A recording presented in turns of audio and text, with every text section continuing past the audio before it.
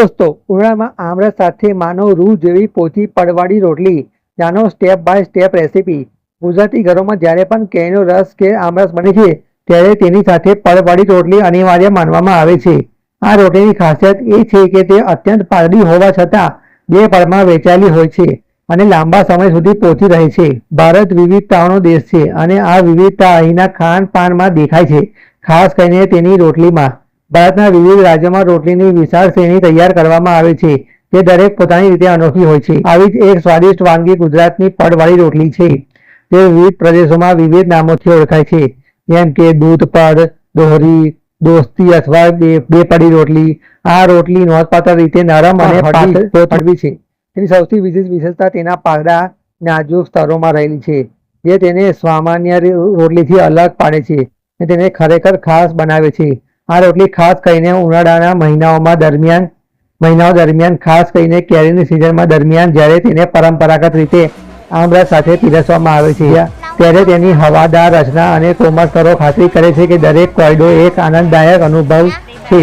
પડવાળી રોટલી માટે સામગ્રી: 2 કપ આખા ઘઉંનો લોટ, 2 ચમચી તેલ, થોડું તેલ સ્તરો વચ્ચે લગાવવા માટે, પાણી કણક ભેળવવા માટે, સૂકો લોટ, ઘી ઉપર બ્રશ કરવા માટે, મીઠું સ્વાદ મુજબ. પડવાળી રોટલી કેવી રીતે બનાવવી?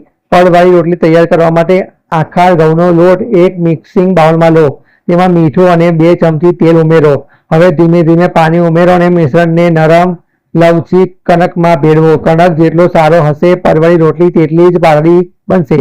કણકને ઢાંકી દો અને તેને 15-20 મિનિટ માટે રહેવા દો. આગળ કણકને 2 સમાન કદના ગોળા, લોહિયાઓ તરીકે ઓળખવામાં આવતા વિભાજિત કરો. તે લગભગ લીંબુના કદના હોય છે. ધીમે ધીમે તેમને સહેજ ચપટા કરો અને બંને કણકના ગોળાને અલગ અલગ નાના ગોળાકારમાં ફેરવો. તેનું કદ પૂરી આશરે 3 ઇંચ વ્યાસ જેટલું હોય છે. હવે રોલ આઉટ ડિસ્કમાંથી એક પર તેલનો પાવડો પર લગાવો અને તેના પર થોડો સૂકો લોટ છાંટો. બીજો રોલ આઉટ ડિસ્ક સીધી પહેલી ડિશની ઉપર મૂકો અને કિનારીઓને તમારી આંગળીઓથી હળવેથી દબાવો, જેથી તેમને સીલ કરી શકાય. આગળ મધ્યમ આંચ પર તવો ગરમ કરો. એકવાર તવો ગરમ થઈ જાય પછી તેના પર લેયર કણકની ડિસ્ક મૂકો. ઉપરની સપાટી પર નાના પરપોટા દેખાવા લાગે કે તરત જ રોટલીને પલટાવો.